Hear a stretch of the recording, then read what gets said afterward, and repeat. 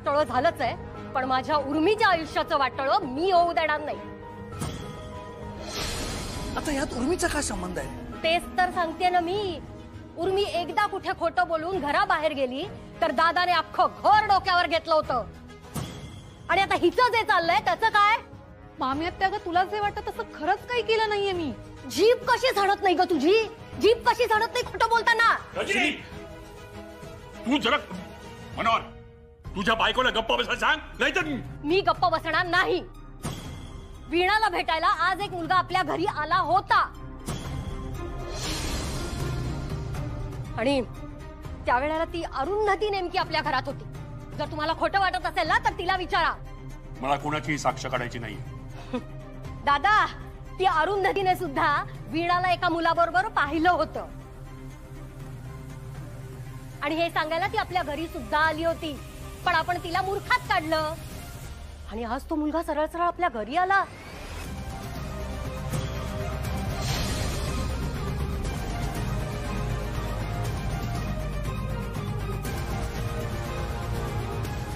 दादा,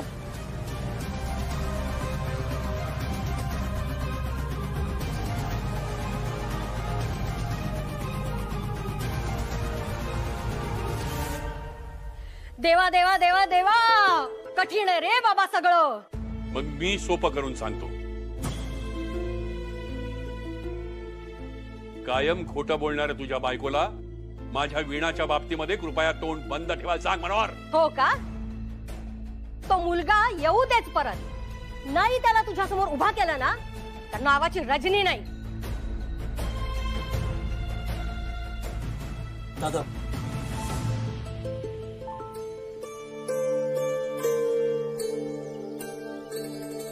वीणा, माझा तुझ्यावर विश्वास आहे.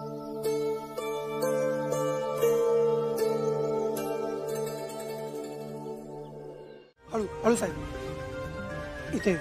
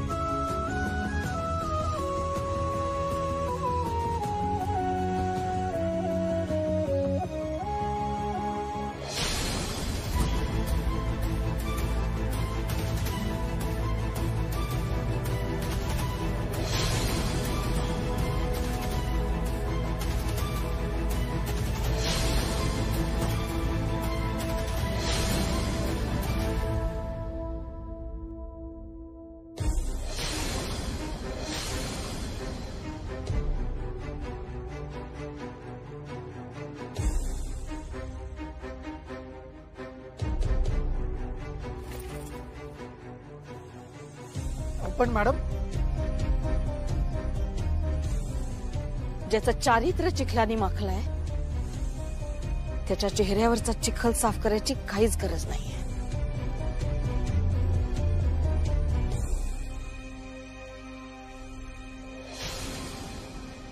साहेब,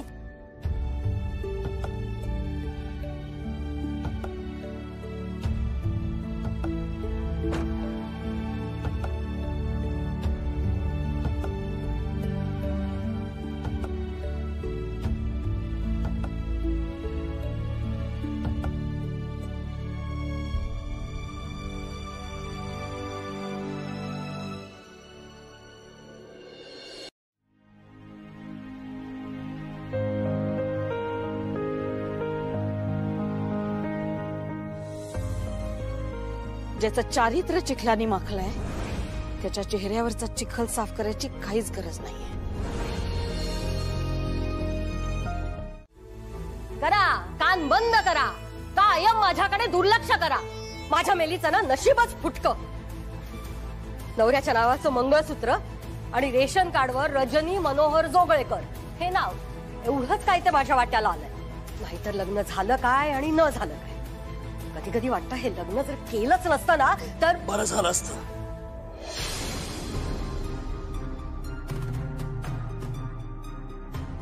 बरं झालं असतं. माझं मेलीचं नशीबच फुटकं. हे वाक्य गेली 20 वर्ष ऐकतोय मी. ते ऐकावं लागलं नसतं. सतत कटकट करणं, बुडाला वेठीच धरणं, ते पाहावं लागलं नसतं. ज्या भावाने तुला इतकी वर्ष जपलं, सांभाळलं, त्याच्या डोक्याला सतत ताप देणं, हे बघावं लागलं नसतं. म्हणजे प्रत्येक वेळेला चूक माझीच असते का? त्या बिनाईच्या मुलीला मी एवढे वर्ष सांभाळलं, त्याचं काहीच नाही. मग कधीतरी हक्काने वेळेवर जर मी चहा मागितला तर मी वाईट का? तिने काहीतरी भलतं सलतं पाऊल उचलू नये म्हणून तिला आणि तुम्हाला सगळ्यांना मी सावध केलं, तर मी फटक्या तोंडाची झाले का? बस पुढे रजनी, पुढे. तेच म्हणते ना मी. म्हणजे प्रत्येक वेळेला मीच गप्पा बसायचं का? कारण तुझ्या बोलण्या वागण्याला काही अर्थ नसतो. आपल्याला कशी सगळ्यांची काळजी आहे, हा जो आवांटस ना, तो बंद करा ती. घ्या, कोण बोलतंय हे बघा. ज्याने लग्न करून बायकोची कधीही काळजी केली नाही तो. लग्न करून आयुष्यभरासाठी मी काय गमावून बसलोय? अहो 8 वाजले, वंस कशाने आले अजून? अगं एका डीलसाठी बाहेर गेलीये, तिथे उशीर झाला ना तर ती जेवायला सुद्धा येणार नाही घरी. अरे वा. नाही पण मग आपल्या घरातले नियम मोडल्याबद्दल तिच्यावर काही कारवाई होणार आहे की नाही काय? अहो म्हणजे आपल्या बरोबर ती जेवायला नाही आली याची शिक्षा कोणीतरी तिला द्यायला पाहिजे ना. बाबा आत्ताच म्हणाले ना त्या कामासाठी बाहेर गेलीये म्हणून. तिने मुद्दाम उशीर नाही केलाय. मी का दादा आहे ना तो तुझा, त्याच्यावर असं ओरडतेस? मग तू ओरडली असतीस ना तर मला गरजच लागली नसती. ए खूप जास्त बोलतेस तू.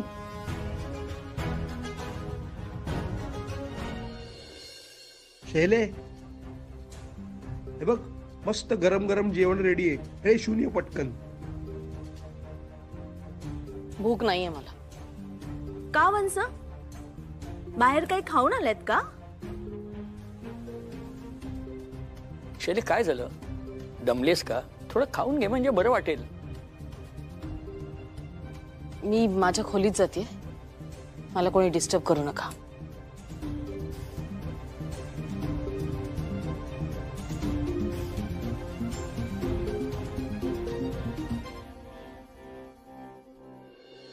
चला म्हणजे आज तरी आपल्याला शांतपणे जेवता येईल. अरे हे माहिती असतं ना तर मस्त स्वीट डिश ऑर्डर केली असती. हो ना, पण नक्की झालं काय त्यांना? काही नाही ग, ते डील फिसकटलं असेल. आणि शैलजा मनाविरुद्ध काही झालं ना की ती अशीच तणतण करते. नाही डॅड, माझ्यापेक्षा नक्कीच जास्त ओळखता तुम्ही आत्याला.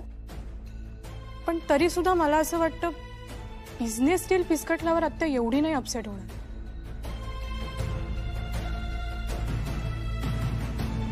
हे काहीतरी वेगळं कारण आहे.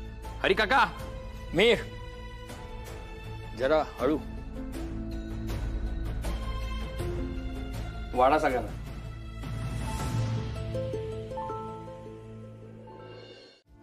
आणि ज्या क्षणी तू तुझ्या डोक्यातून हे खूळ काढून टाकशील ना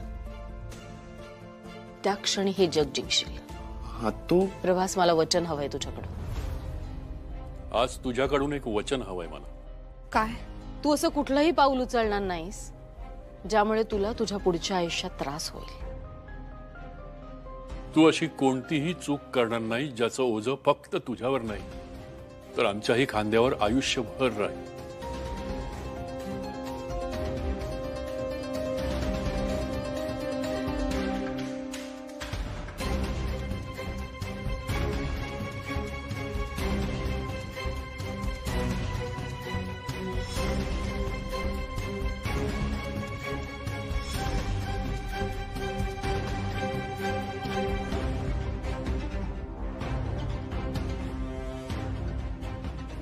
हो बाबा, देते वचन. आणि तुला माहितीये मी केवढी कामं करते ते, त्यामुळे उद्याचा अख्खा दिवस मी खूप खूप बिझी असणार आहे. खूप लोक येणार आहेत, अशा वेगवेगळ्या ठिकाणून लोक येणार आहेत. त्यामुळे उद्या नाही होणार शक्य.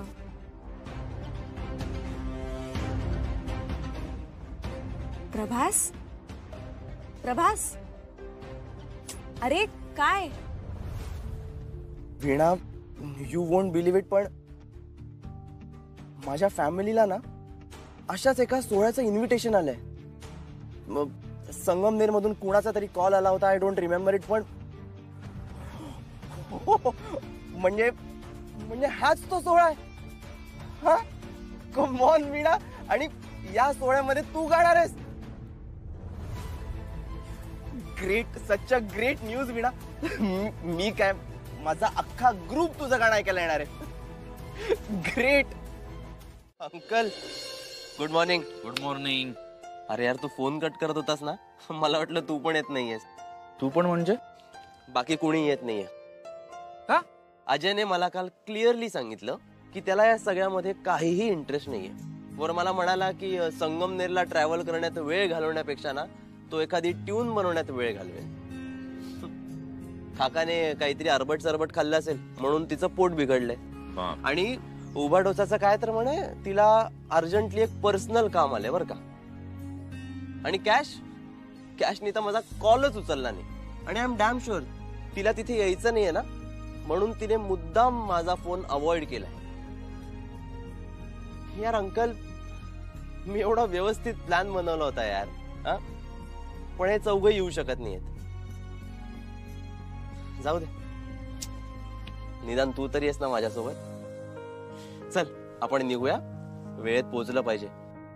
वीणाचं गाणं मिस करून कसं चालेल. चल बस.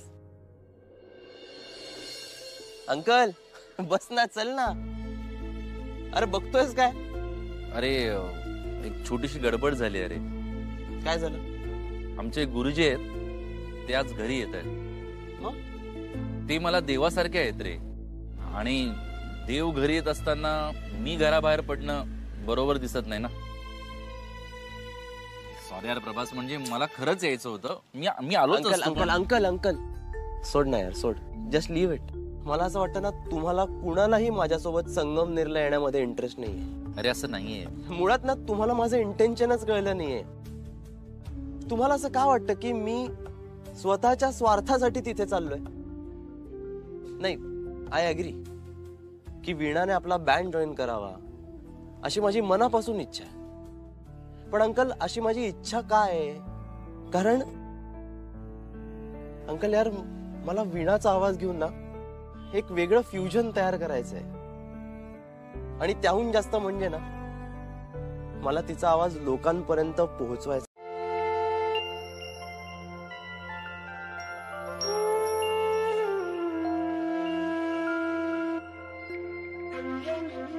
बाबा, तुम्ही इथे? बस बाळा. बाबा, हे सगळं काय आहे? जेवण घेऊन आलोय तुझ्यासाठी. तुझ्यासाठी आवडती भाजी घेऊन आलोय हरिकाकांकडून. तुम्ही जेवा बाबा, मला भूक नाहीये. No problem. मग मी सुद्धा नाही जेवत. बाबा, हा काय बालिशपणा आहे? का लहान मुलासारखं वागताय? खरंच तुम्ही जेवून घ्या, मला भूक नाहीये. रात्रभर लेकरू उपाशी असताना कुठल्या बापाच्या घशाखाली घास उतरेल ग?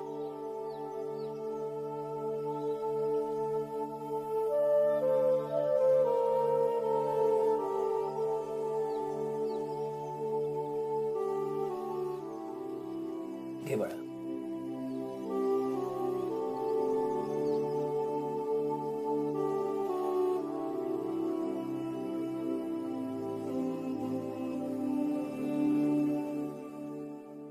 बाबा, मला ना पुन्हा एकदा लहान झाल्यासारखं वाटतंय. तुम्हाला आठवतंय लहान असताना मी जेव्हा म्हणायचे की मला भूक नाहीये, मला नाही जेवायचं, तेव्हा ताट घेऊन माझ्या मागे मागे धावायचा तुम्ही. हा घास चिवचा, हा घास काऊचा, असं करत अख्खं ताट संपून जायचं. मला कळायचं सुद्धा नाही कसं जमायचं तुम्हाला हे सगळं. समोरच्याकडून जे हवंय ते करून घेणं आणि तेही त्याला न दुखावता. कसं जमतो बाबा तुम्हाला?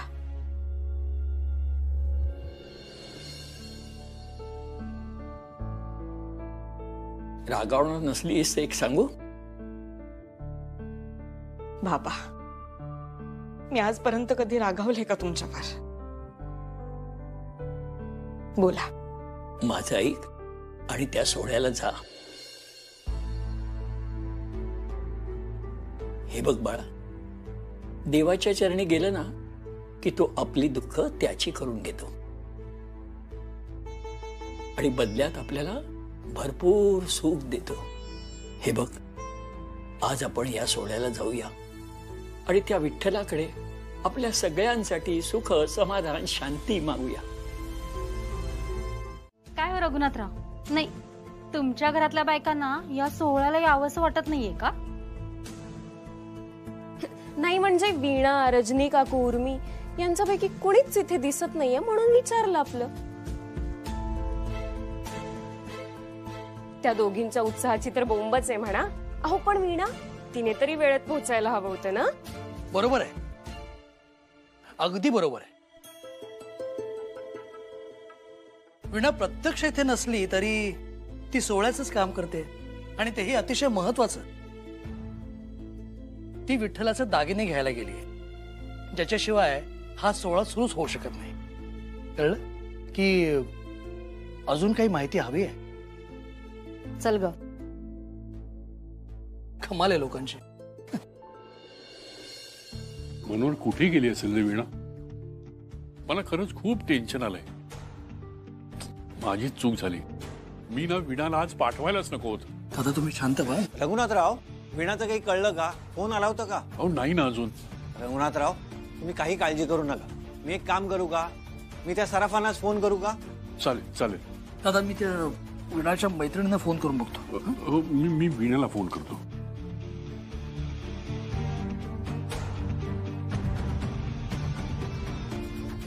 हॅलो वीणा, तुझ्याकडे आहे का?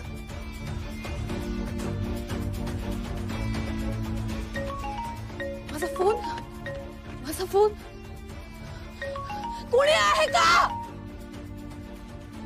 मामा, वीणा कुठे आहे? अरे म्हणजे? अरे अगं वीणा कुठे आहे? हो बाबा, मीच तुम्हाला विचारते वीणा कुठे आहे ते. घ्या. अगं असं काय बोलतेस तू? तुम्ही दोघी सराफाकडे गेला होतात ना दागिने आणायला? हो नाही बाबा, मला नाही जमलं तिच्या सोबत जायला. ती एकटीच गेलीये. मी माझं काम आटपलं आणि डायरेक्ट इथेच आली. अरे बापरे. अरे देवा. ए मनोहर, तू एक काम कर, तू जरा घरी फोन करून बघ. काहीतरी कामासाठी घरी गेली असेल ती. नाही तर दादा मी आत्ताच फोन केला होता, घरी कोणी फोन उचलत नाहीये. काय करू आता? माझा फोन का उचलत नाहीये मुलगी?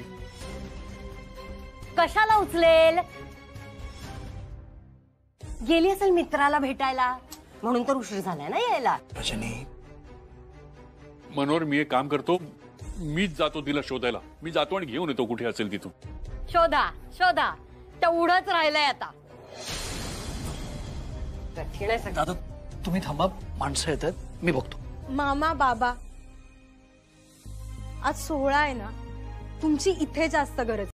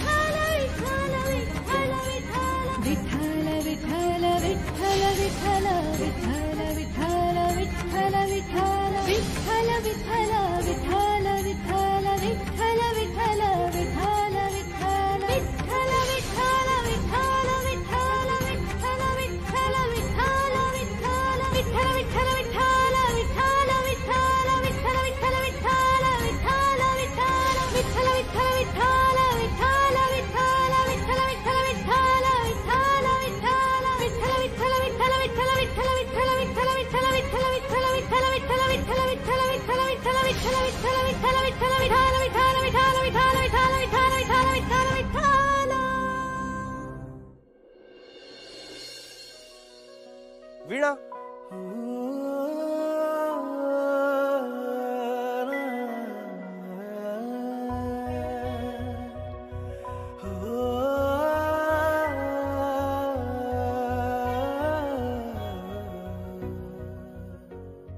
वीणा.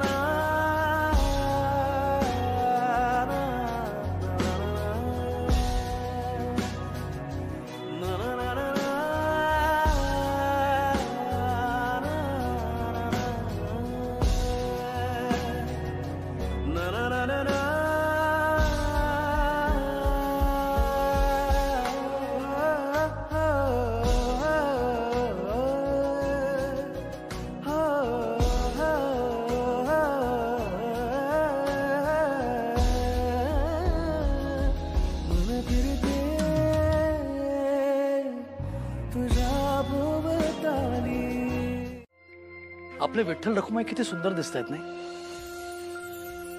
विठ्ठल रखुमाईचं हे रूप बघितलं ना की मन अगदी प्रसन्न होतं. खरंय. बरं मनोहर, वीणा आता कुठल्याही क्षणी इथे येईल. बाकी सगळी कामं झालेत ना? आणि ज्या ज्या लोकांना आमंत्रण दिलं होतं ती सगळी मंडळी भेटली का तुला? तू बोललास त्यांच्याशी? हो दादा, म्हणजे ज्या लोकांना सोहळ्याचं आमंत्रण दिलंय त्या प्रत्येकाने आवर्जून यावं अशी माझ्या मनापासूनची इच्छा आहे. आणि त्यातले बरेचसे लोक आले पण आहेत. अपवाद फक्त शैलजा सदावर्ते.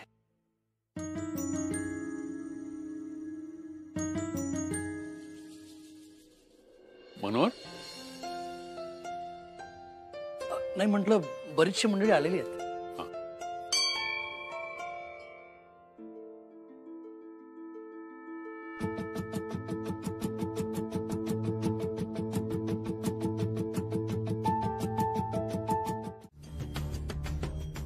गुरुजी, अहो देऊळ जरी तुमच्या मालकीचं असलं तरी सगळ्यांसाठी खुलंय असं गेली 25 वर्ष तुम्हीच सांगत आलं ना गावभर. अहो मग विठ्ठलाच्या हॅपी बर्थडे पार्टीला मला का थांबवताय? पाटील, आवरा स्वतःला, नाहीतर आम्हाला आमची पायरी सोडून खाली उतरावं लागेल. त्यापेक्षा तुम्ही या देवळाची पायरी उतरलात तर बरं होईल, नाही का?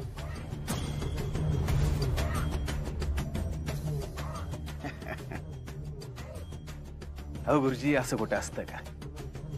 नाही म्हणजे आज तरी विठ्ठलाच्या दर्शनापासून तुम्ही कुणालाही थांबवू शकत नाही. आणि कसं आहे ना गुरुजी, विठ्ठलाची पायरी चढायची आता आम्हाला सवय करून घ्यावी लागेल. आणि कसं आहे गुरुजी, त्याचा आणि आपला आता लवकरच करार होणार आहे. हा? पांडुरंग हरी वासुदेव हरी. दादा,